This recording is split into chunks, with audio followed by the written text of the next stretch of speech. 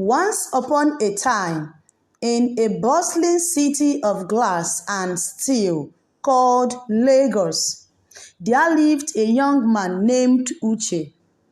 Uche was known far and wide as the weaver of invisible threads because of his magical devices that connected people from distant lands. With a few taps on his enchanted screen, he could summon food, money, and even messages from beyond the hills. His invention brought him great wealth and made him a celebrated figure in the city of modern wonders. But one sunny afternoon, as Uche sat in his grand abode, a call from the past reached him.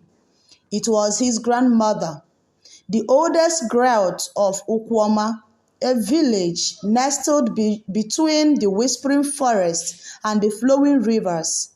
She reminded him of his promise to help rebuild the village school and urged him to return for the school's sacred New Yam festival. Though Uche's heart was tied to the city's rhythm, he could not ignore the call of tradition.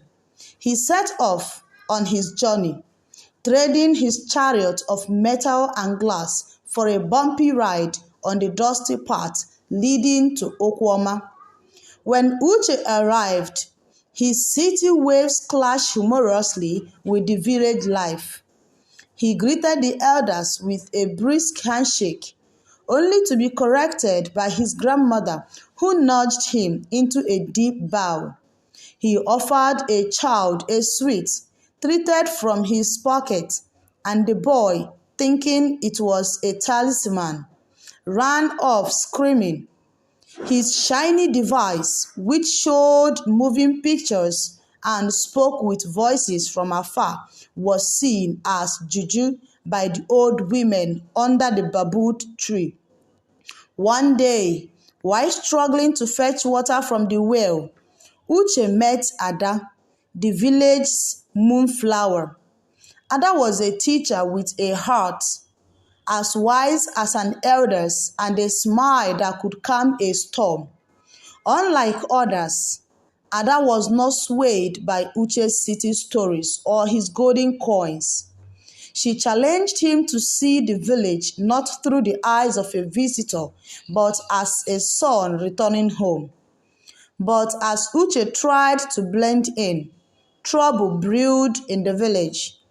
Chief Igwe, a man whose wealth was built on deceit, feared that Uche's presence would unveil his wicked ways. Chief Igwe had long told the villagers that their school would be rebuilt, but every coin made from the project had found its way into his many pouches. Fearing exposure, the chief whispered into the ears of the villagers that Uche had come to steal their land and build a palace of glass and wires. The villagers grew wary of Uche. The children no longer played by his side, and the elders looked at him with clouded eyes. Uche felt the weight of distrust and knew he needed to clear his name. With Ada's help, Uche crafted a plan as clever as the spider Anansi. During the New Yam festival, as the drums echoed and the people danced, Uche asked for a moment to share a story. He brought forth his magic mirror. A projector connected his device and cast images upon a white cloth. The images revealed Chief Igwe's secrets. The school funds spent on silk robes and feasts for the greedy. The village gasped as truth danced before their eyes. Chief Igwe, realizing his web of lies had been torn apart, attempted to flee, but the elders, with staff raised, blocked his path. They stripped him of his title and exiled him beyond the river where even the spirits would not hear his name. In the days that followed, Uche led the building of not just a school, but also a learning center where children and elders alike could learn new ways. He blended ancient stories with modern tools, showing that tradition and progress could work hand in hand. His romance with Ada blossomed like wildflowers in the rainy season, and together they became the heart of the village. The village of Okwama became a place where the past and present danced in harmony, and Uche, once a boy of the city, became a legend of the sun and the land.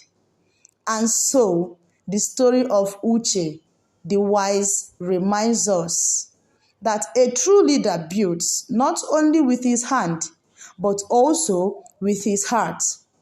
Deceits may run fast, but truth has endurance. When modern ways honors tradition, a community thrives. And to this day, when the moon shines over Okwama, the children gathered under the bamboo tree, watching pictures on a white cloth and hearing the tales of the village billionaire who brought light to their world.